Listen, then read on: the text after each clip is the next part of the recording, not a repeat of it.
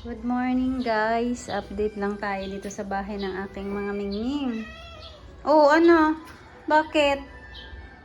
Ito na ang sitwasyon sa dito dati yung kwarto nila. Ayan.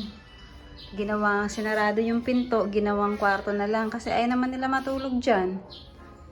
Tapos yung CR sinarado. So, ginawang kwarto nila.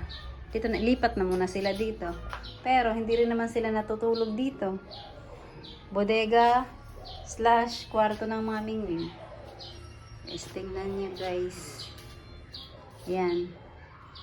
Oh, dito na sila. Nilipat yung kwarto. CR to dati. Pangatlong CR. Sinarado namin. Ginawang bodega. Tas, tulugan nila. Yan, nilagay ko yung mga tulugan. Yan yung mga nila, gamit nila. Dito ko nilagay. Yan. Mga gamit nila pero, ay naku po. Hindi rin naman sila natutulog dito. Wala. Si lang. Si Al. Al, ikaw lang talaga tao dito, Al. Tingnan natin, ah. Nahulog na yung kumot doon. Ang gulo-gulo na ng kwarto nyo. Okay. Patayin natin ilaw. Ayan, wala nang CR dito. Pangatlong CR, wala na. Sinarado, ginawang stock room, tapos cat room. Pero wala din. Ayaw matulog ng mga bibe. Yan o, sa labas. Dito na sila sa labas. Yung mga plato nila dyan. Ayan. Ang meray kong sipunin. May sipon sila guys. Pero at least hindi na masyadong mga kalala kagaya dati. Ay, si Cheese nandun sa loob. Ayan, kita niyo si Cheese. Ayun. Ayan si Cheese. Dyan sila.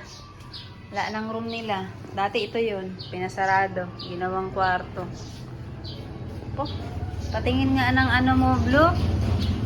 Gandong di nakala, oh. Ano yan? Pink, oh.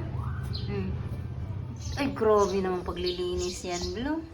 Ganda na, oh. Mapink-pink na, oh.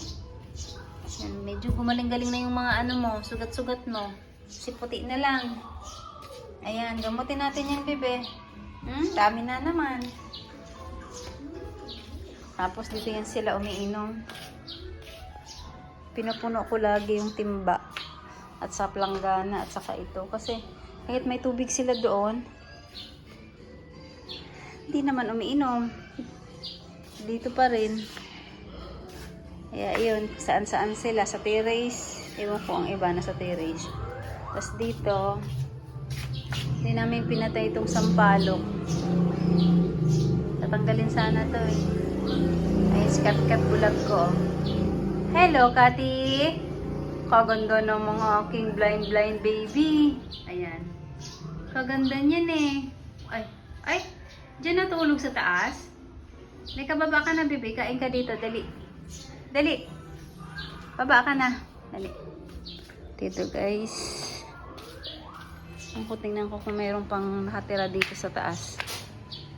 Si Kati galing dito.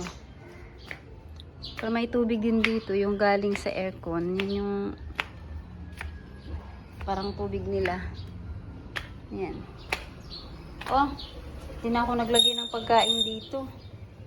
Doon na sa labas lahat. Dumi ng terrace. Ay, nandito pala. Aha! Huli sa akto si Peanut. Ayan. Siraan na yung screen natin, baby. Pinagagawa mo. Oh, ayan. Nakawawa ng screen namin, guys. Ayan, oh. Puro na oh. Tignan nyo, oh. Puro na tawag nun. Sira. Ang gagawin natin dyan? Huling-huli ka talaga, Akto Peanut. Saka hindi na sila dito. Tumatambay masyado. Doon na sila sa baba. Pinha. Tingnan natin, be, yung mo, be. Be, ba't ang dumi-dumi na naman yung muso mo? Halika. Ano to? Gupitin natin to mamaya, be. Ba't ang dumi na naman yan ng muso mo, be? Diyan ka talaga tumatambay. Ewan ko sa'yo. Meron namang folding bed. Mainit kasi dito, guys. Pag tanghali. Hapon pala. Yan kaya di sila Kat ang baby ko. Tingnan niyo ang aking baby. Blind Catty.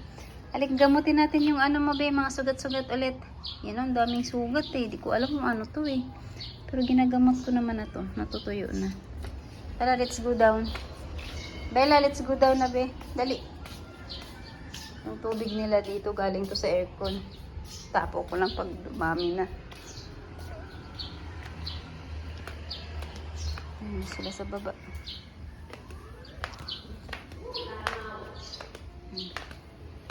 Amutin ko muna itong sugat ni Pilay.